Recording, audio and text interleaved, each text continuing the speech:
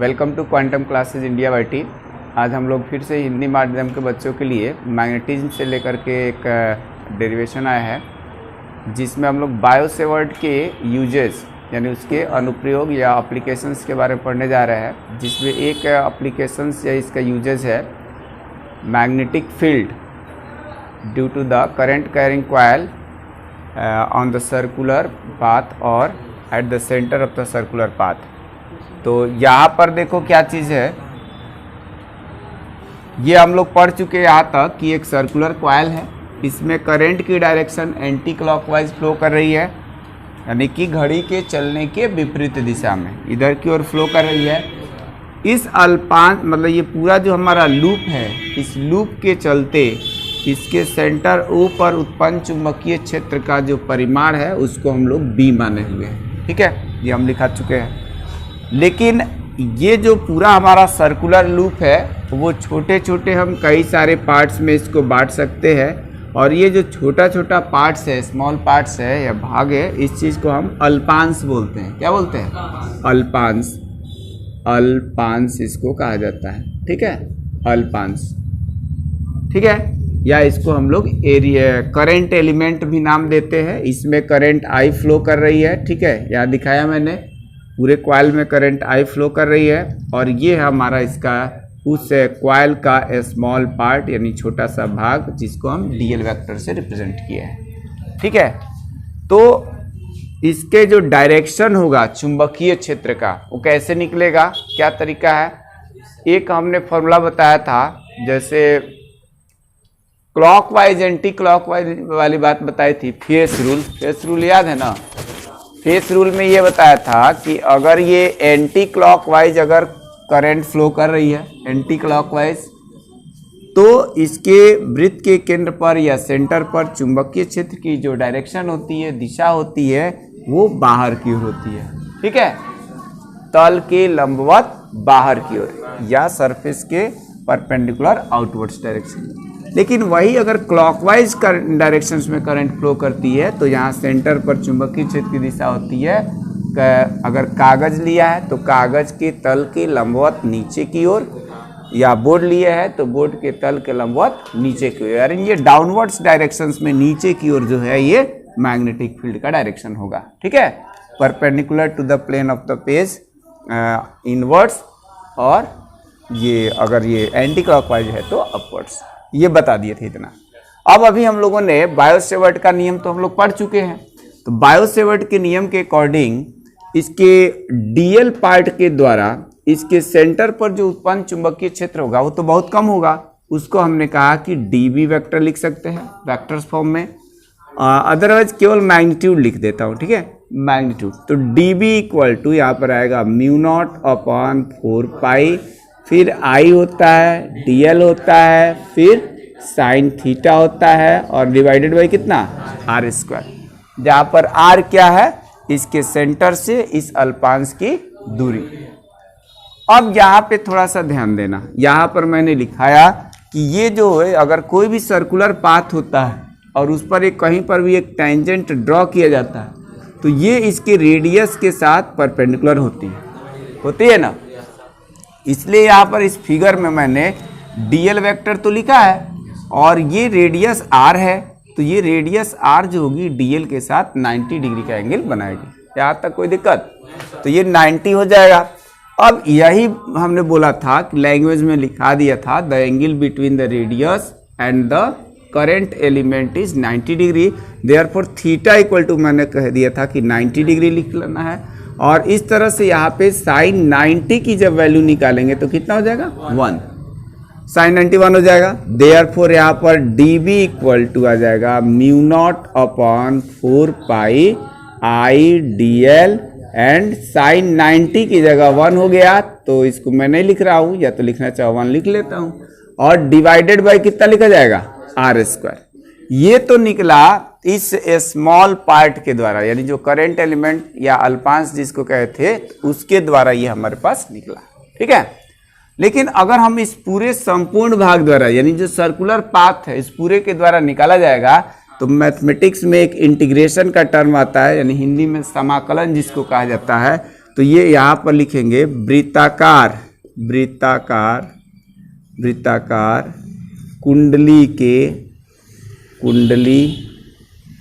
के संपूर्ण भाग द्वारा, यानी जो पूरी इसकी लंबाई है तो संपूर्ण भाग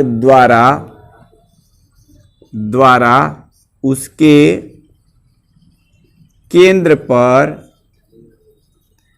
पर उत्पन्न चुंबकीय क्षेत्र का मान, जब उसको निकालना होगा तो उसको हम बी से रिप्रेजेंट करेंगे, बी लिख देंगे, क्योंकि हम लोग शुरू में ही मान चुके हैं कि इस धारावाही कुंडली के संपूर्ण भाग द्वारा चुंबकीय क्षेत्र का मान कितना है, बी है। तो ये b इक्वल टू, इसको इंटीग्रेट करेंगे, इंटीग्रेशन ऑफ dB। इंटीग्रेशन का मतलब ये जो छोटा छोटा पार्ट से हम निकाले हैं ना, इन सबको जोड़ देंगे, यानी इस dl पार्ट के द्वारा तो इतना निकला था, इतना आ रहा है, तो संपूर्ण पार्ट द्वारा जब निकालेंगे तो हम इसमें इसकी वैल्यू को रख देंगे। ये देखो μ0/4 पाई, ये कांस्टेंट है, नंबर है।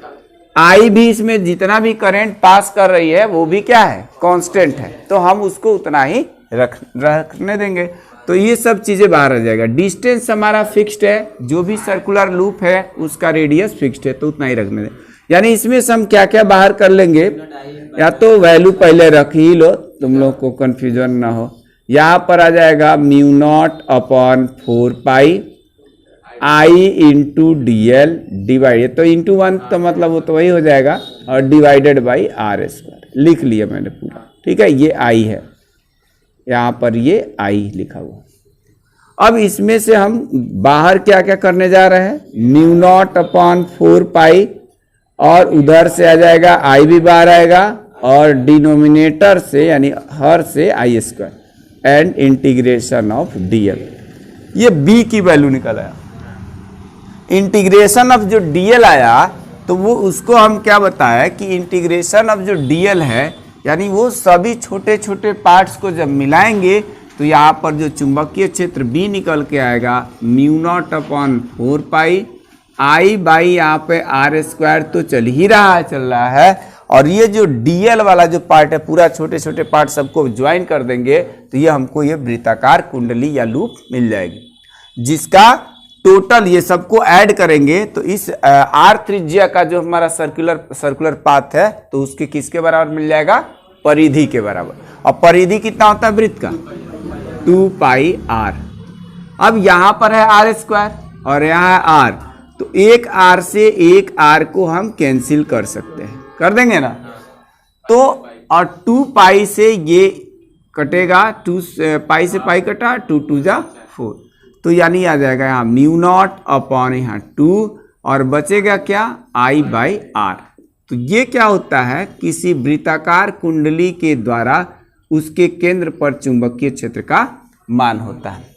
एक चीज में ध्यान देंगे कि जो हमारे पास एक स्ट्रेट वायर के चलते जो चुंबकीय क्षेत्र का मान होता था r डिस्टेंस पे, जैसे यहाँ पर अगर कहीं निकालना है, ये मैक्सवेल राइट हैंड रूल लगाएंगे तो यहाँ पे डायरेक्शन आएगा किधर की ओर, डाउनवर्ड, नीचे की ओर आएगा, ठीक है। जैसे हम लोग क्या करें, अगर किसी कंडक्टर को अपने दाहिने हाथ में या राइट हैंड में इस तरह से पकड़े इसको, कि यहाँ पे कंडक्टर या इसको स्क्रू ड्राइवर रूल भी कहा जाता है, तो इसको अगर होल्ड करें और उसके बाद जैसे स्क्रू टाइट किया जाता है, यानी पेचकस से जैसे हम लोग पेंच को टाइट करते हैं, उसी डायरेक्शन में जिधर की ओर हमारी फिंगर्स रोटेट करेगी, मूव करेगी, तो वो हमारा मैग्नेटिक फील्ड का डायरेक्शन बताता है। तो ये हम बता चुके हैं। तो इसके चलते जो चुंबकीय क्षेत्र का मान उत्पन्न होता है वो B इक्वल टू हम लोग पढ़े हैं μ0/2 पाई I बाई r। इन दोनों में सिर्फ अंतर क्या है, इस डेरिवेशंस में यहाँ पे पाई से डिवाइड होता है, ठीक है। पाई से जब से डिवाइड होगा, ये वैल्यू सेम है दोनों, पाई से डिवाइड जब किया जाएगा तो स्ट्रेट वायर के चलते जो मैग्नेटिक फील्ड निकल के आएगा वो कम निकलेगा, क्योंकि पाई से डिवाइड कर रहे हैं। पाई की वैल्यू जो 3.14 या 22/7 जो होता है 22/7, तो डिवाइड करेंगे तो वैल्यू कम हो जाएगा, जबकि इसके द्वारा पाई से डिवाइड नहीं है। तो ये जब भी हम लोग इस टाइप का क्वेश्चन करेंगे, न्यूमेरिकल्स आएगा, तो उसको ध्यान रखेंगे कि यहाँ पर क्या करना है, पाई मतलब नहीं होता सर्कुलर वृत्त के कारण। और ये जो दोनों क्वेश्चंस है, इससे भी रिलेटेड क्वेश्चंस और साथ में ये सर्कुलर लूप से रिलेटेड क्वेश्चन ये कंपटीशन में भी आता है, उसमें मैग्नेटिक फील्ड की डायरेक्शन को पूछता है और साथ में उसके मैग्नीट्यूड को पूछता है, परिमाण को पूछता है और इसके चलते भी पूछा जाता है। तो ये हमारे पास जो निकल के आया, ये किस चीज़ का निकल के आया, ये किसी वृत्ताकार कुंडली के केंद्र पर उत्पन्न चुंबकीय क्षेत्र का मान। यही क्या है यहाँ पर, यही किसी वृत्ताकार कुंडली के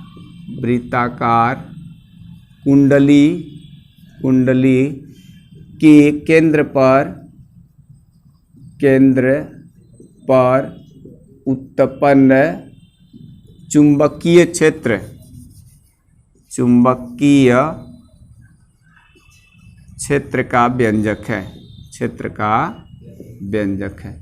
ये डेरिवेशन भी बहुत इम्पोर्टेंट है, सीबीएसई में भी दिया हुआ है, एसएससी बोर्ड में भी दिया है, यूपी बोर्ड, बिहार बोर्ड, सब जगह है और साथ में कंपटीशन के लिए भी बहुत ज़रूरी है। ठीक है, तो ये सब काम आएगा और इसको अभी नोट कर लो। बस ये ध्यान देना कि यहाँ पर जैसे ये क्लॉकवाइज करंट फ्लो कर रही है, अगर ये एंटी क्लॉकवाइज फ्लो कर रही है तो अपवर्ड डायरेक्शंस में मैग्नेटिक फील्ड की डायरेक्शन, और ये क्लॉकवाइज होती तो डाउनवर्ड डायरेक्शंस में। तो कभी कभार क्या होता है, फिगर जो है कुछ कभी कभार ये स्ट्रेट वायर हो गया और एक सर्कुलर लूप है, तो कई तरह के शेप दे करके पूछ लेता है। जैसे इस तरह से दिया रहेगा, ऐसा शेप दे के अब पूछ लेगा। इधर के साइड में एक सेमी सर्किल भी दे दिया और साथ में यहाँ स्ट्रेट वायर भी दे दिया।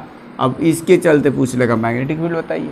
या कभी कभार क्या करता है, इसी के साथ एक और लगा देगा, ऐसे बना देगा शेप और तब पूछ देगा कि बताइए कि यहाँ पर इसके सेंटर पे मैग्नेटिक फील्ड की डायरेक्शन कितनी है, यहाँ पे पूछ देगा ओ पॉइंट पे।